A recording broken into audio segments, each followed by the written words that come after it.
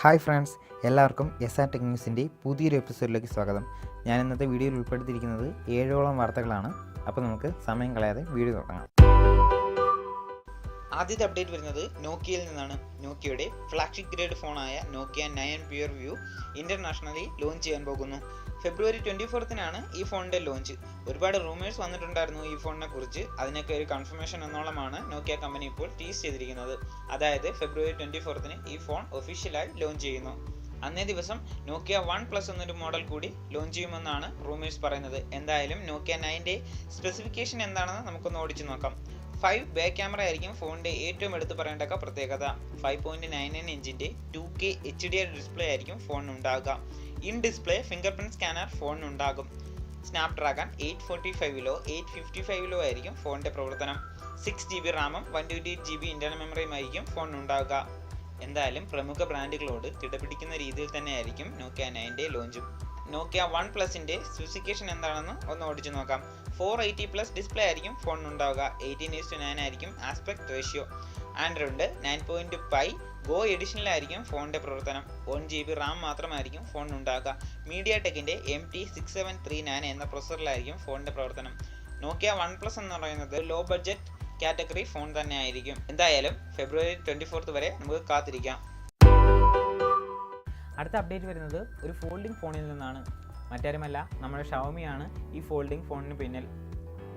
2-3 ദിവസമായി യൂട്യൂബിൽ ഒരു വീഡിയോ പ്രചരിക്കുന്നുണ്ടായിരുന്നു. ഷവമിയുടെ ഫോൾഡിംഗ് സ്മാർട്ട് ഫോണാണ് ആ വീഡിയോയിലുള്ളത്. എന്ത് തന്നെയായാലും നിങ്ങൾക്ക് വേണ്ടി ആ വീഡിയോ ഞാനൊന്ന് പ്ലേ ചെയ്യുകയാണ്.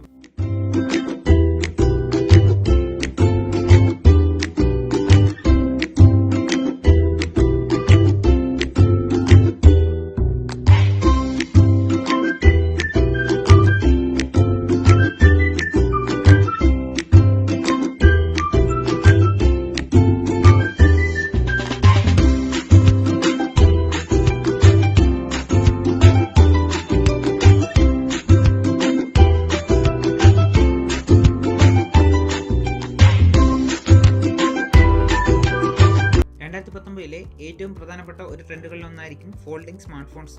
എല്ലാ മാനുഫാക്ചേഴ്സും ഈ ഫോൾഡിംഗ് സ്മാർട്ട് ഫോൺ നിർമ്മിക്കാനുള്ള വ്യഗ്രതയിലാണിപ്പോൾ.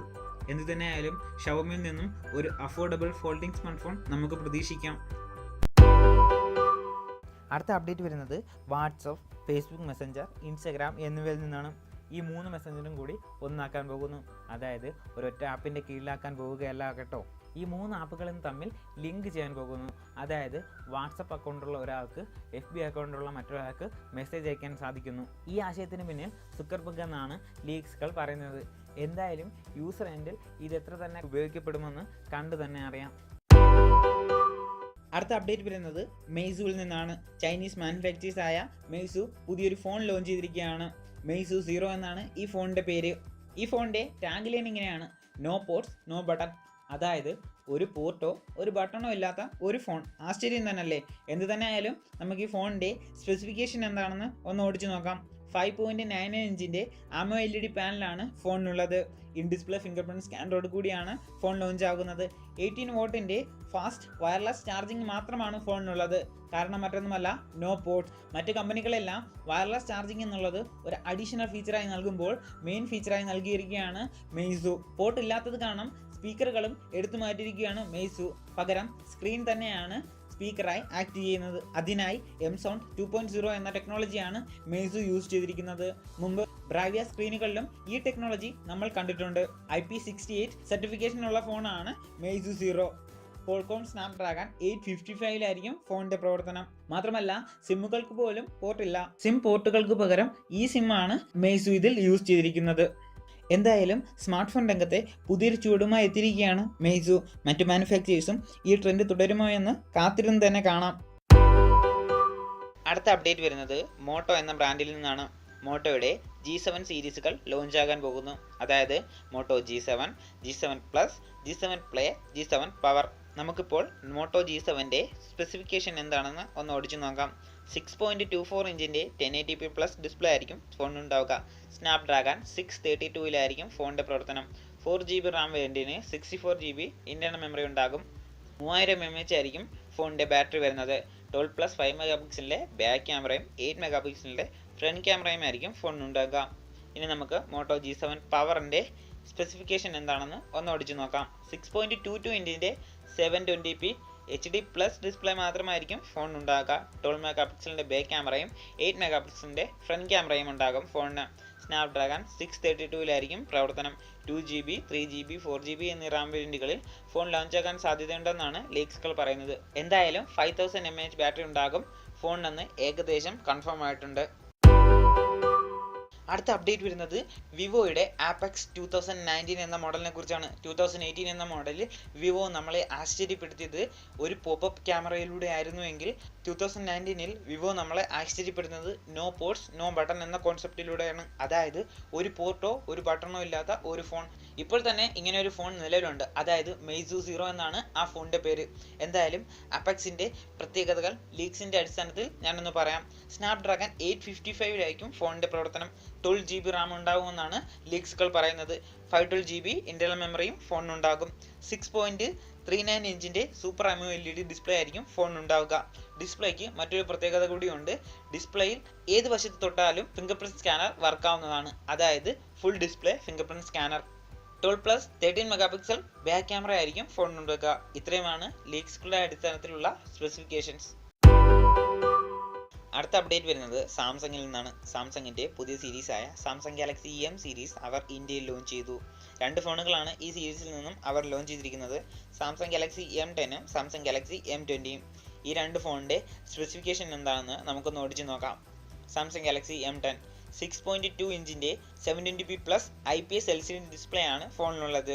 Exynos 7870 ഫോണിൻ്റെ പ്രവർത്തനം. 13+5 മെഗാ പിക്സലിൻ്റെ ബാക്ക് ക്യാമറ സെറ്റപ്പ് ആണ് ഫോണിനുള്ളത്. സെൽഫി ക്യാമറ ആകട്ടെ 5 മെഗാ പിക്സൽ. 3400 mAh ആണ് ഫോണിൻ്റെ ബാറ്ററി. മൈക്രോ USB ചാർജിംഗ് പോർട്ടാണ് ഫോണിനുള്ളത്. മറ്റൊരു പ്രത്യേകത എന്ന് പറയുന്നത് ഇൻഫിനിറ്റി V ഡിസ്പ്ലേ ആണ് ഫോണിനുള്ളത് എന്നുള്ളതാണ്.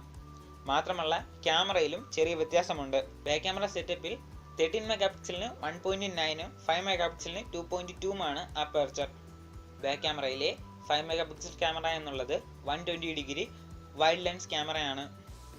ട്രിപ്പിൾ സ്ലോട്ട് ആണ് ഫോണിന് വരുന്നത്. അതായത് സൈമൾട്ടേനിയസ് ആയിട്ട് 2 സിമ്മുകളും ഒരു മെമ്മറി കാർഡും നമുക്ക് യൂസ് ചെയ്യാൻ സാധിക്കും. 2 റാം വേരിയന്റുകളിലാണ് നമുക്ക് ഫോൺ വാങ്ങിക്കാൻ കഴിയുന്നത്. 2GB Ram വേരിയന്റും 3GB Ram വേരിയന്റും. 2GB Ram വേരിയന്റിന് 16GB ആണ് ഇന്റർണൽ മെമ്മറി. ഏകദേശം 8000 രൂപയോളമാണ് ഈ വേരിയന്റിന്റെ വില. എന്നാൽ 3GB റാം വേരിയന്റിന് 32GB ആണ് ഇന്റർണൽ മെമ്മറി. ഏകദേശം 9000 രൂപയോളമാണ് ഈ സീരീസിന്റെയും വില. ഈ പ്രൈസ് ബ്രാക്കറ്റിലെ മറ്റു ഫോണുകളുമായി കമ്പയർ ചെയ്യുമ്പോൾ ഫിംഗർ പ്രിന്റ് സ്കാനർ ഇല്ല എന്നുള്ളത് M10 വലിയൊരു കോട്ടം തന്നെയാണ്. എന്തിനായാലും പെർഫോമൻസിന്റെ കാര്യത്തിൽ വലിയ കുഴപ്പമൊന്നും M10 കാണിക്കാൻ സാധ്യതയില്ല. അടുത്തതായി നമുക്ക് M20 ഒന്ന് പരിചയപ്പെടാം. 6.3 ഇഞ്ചിൻ്റെ IPS LCD 1080p+ ഡിസ്പ്ലേ ആണ് ഫോണിനുള്ളത്. ഈ ഫോണിനും ഇൻഫിനിറ്റി V നോച്ച് തന്നെയാണ് വരുന്നത്. ചാർജിങ്ങിനായി Type-C പോർട്ടും 5000 mAh ബാറ്ററിയും ഉണ്ട് ഫോണിന്. Exynos 7904 എന്ന പ്രോസസ്സറിലാണ് ഫോണിൻ്റെ പ്രവർത്തനം. 13+5 മെഗാ പിക്സലിൻ്റെ ബാക്ക് ക്യാമറ സെറ്റപ്പും 8 മെഗാ പിക്സലിൻ്റെ ഫ്രണ്ട് ക്യാമറ സെറ്റപ്പുമാണ് ഫോണിനുള്ളത്. M10 അതേ ക്യാമറ സെറ്റപ്പ് തന്നെയാണ് ബാക്ക് ക്യാമറയിൽ M20 സാംസങ് യൂസ് ചെയ്തിരിക്കുന്നത്. ട്രിപ്പിൾ സ്ലോട്ട് ആണ് ഫോണിന് വരുന്നത്. അതായത് സൈമൾട്ടേനിയസ് ആയിട്ട് 2 സിമ്മുകളും ഒരു മെമ്മറി കാർഡും നമുക്ക് യൂസ് ചെയ്യാൻ സാധിക്കും. 3GB 4GB എന്നീ റാം വേരിയന്റുകളിൽ നമുക്ക് ഫോൺ വാങ്ങിക്കാൻ കഴിയും. 3GB റാം വേരിയന്റിന് 32GB ആണ് ഇന്റർണൽ മെമ്മറി. ഏകദേശം 11000 രൂപയോളമാണ് ഈ വേരിയന്റിന്റെ വില. 4GB റാം വേരിയന്റിന് 64GB ആണ് ഇന്റർണൽ മെമ്മറി. ഏകദേശം 13000 രൂപയോളമാണ് ഈ വേരിയന്റിന്റെയും വില. എന്തു തന്നെയായാലും M20 എന്ന് പറയുന്നത് ഈ പ്രൈസ് ബ്രാക്കറ്റിൽ വളരെ മികച്ചൊരു ഫോൺ തന്നെയാണ്. ഓക്കെ ഫ്രണ്ട്സ്, ഇന്നത്തെ വീഡിയോയിൽ ഇത്രമാത്രം. ഇന്നത്തെ വീഡിയോ എല്ലാവർക്കും ഇഷ്ടപ്പെട്ടെന്ന് വിചാരിക്കുന്നു. ഇഷ്ടപ്പെട്ടെങ്കിൽ ലൈക്ക് ചെയ്യാൻ മറക്കരുത്. കുറച്ച് നല്ല അപ്ഡേറ്റുകളുമായി അടുത്ത വീഡിയോയിൽ കാണാം.